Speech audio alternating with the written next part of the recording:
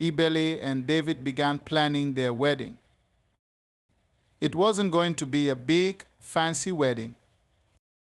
They wanted something simple, where only their closest friends and family would be. Ibele didn't need all the flashy things she once thought were important. She had found love, and that was what mattered most. The day of the wedding came. She wore a beautiful, simple dress. David waited for her at the small garden where the ceremony would happen. As she walked down the aisle, David couldn't stop smiling. He felt so lucky to have found someone like Ibele. When they said their vows, David spoke softly. Ibele, I love you because you are kind, full of wisdom and strong. I don't care about your money or anything else. I only care about you. She smiled with happy tears in her eyes. David, you showed me what true love is. I love you because you have a heart full of goodness and courage. I will always be by your side. After they said I do, everyone cheered. The wedding was small, but it was full of love. They danced under the stars and shared their joy with the people they loved the most. As they started their new life together, Ibele felt more at peace than she ever had. She didn't worry about people trying to take her money anymore. She had David, and he loved her for who she truly was. Together, they built a life that wasn't about wealth or what others saw.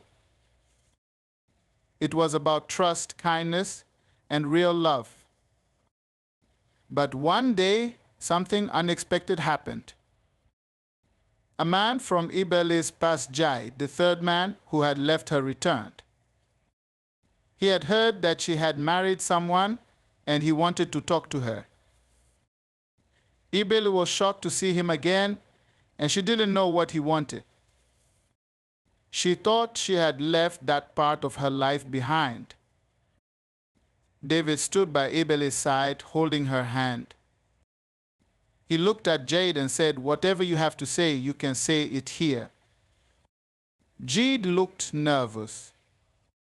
"I made a mistake, Ibele. I was foolish. I didn't see how special you were. Can we start over?" Ibele looked at Jide and said, "You are stupid," with anger, remembering the hurt he had caused her. She knew what she had now with David was true love. She smiled softly and said, "Jide, I have moved on. I have found someone who loves me for who I am, and I wish you the best. But I am happy now, and I don't want to look back." Jide nodded slowly, realizing he had lost his chance. He left quietly, and Ibele felt a sense of relief. She knew she had made the right choice, and with David by her side, she was ready for whatever the future held. True love cannot be forced or bought. It comes from the heart, and once you find it, nothing from the past can take it away. Jide's return shows that life will test you, but when you have true love, you are strong enough to face anything. The wedding symbolizes that love is not about wealth or fancy things, but about honesty and kindness. After Jide left, Ibele and David continued their happy life together. Every day felt like a blessing to Ibele. She finally had the love she always wanted. They worked together to help people in their community, giving to the poor and building schools for children. One day, as Ibele and David were walking through the market, they saw a group of children playing. One little girl had a sad look on her face. Her clothes were torn, and she looked very hungry. Ibele's heart ached. She remembered how lonely she had felt before she met David. She wanted to help the little girl. Ibele and David walked up to her. What is your name? She asked with a kind smile. The little girl looked up shyly. My name is Chera, she said softly. Where are your parents? David asked gently. Chera's eyes filled with tears. I don't have any parents. I live on the streets. Ibeli knelt down beside her. Don't worry, Chera, we will help you. You don't have to be alone anymore.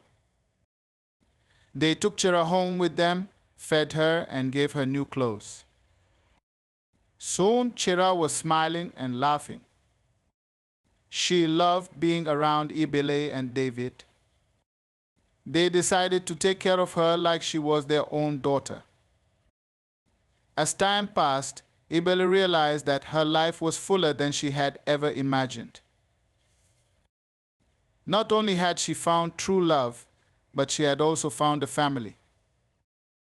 David and Chera brought so much joy into her life.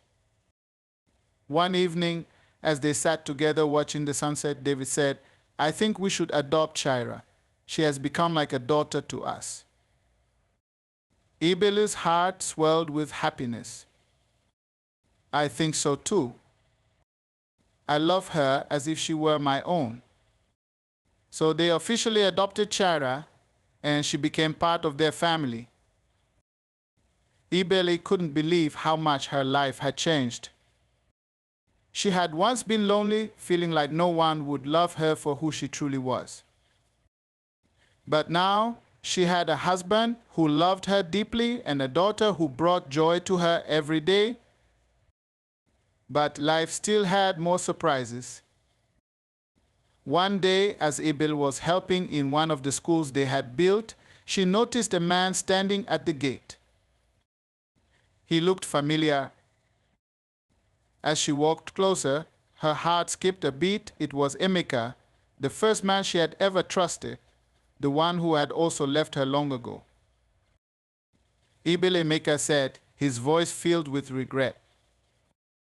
I've heard of all the good you and your husband are doing. I've come to ask for your forgiveness. I treated you so badly.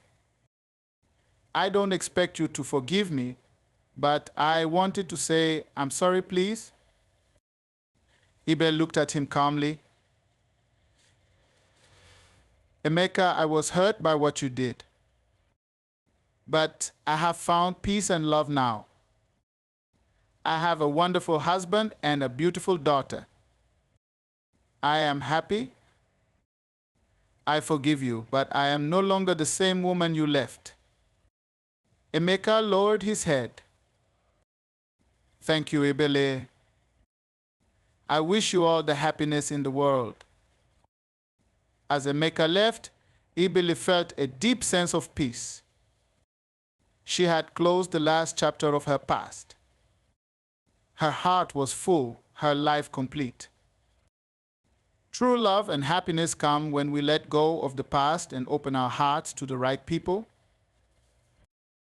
Chera represents new beginnings and the power of love to heal even the deepest wounds. The return of Emeka shows that while the past may seek forgiveness, the future holds the true reward of love and happiness.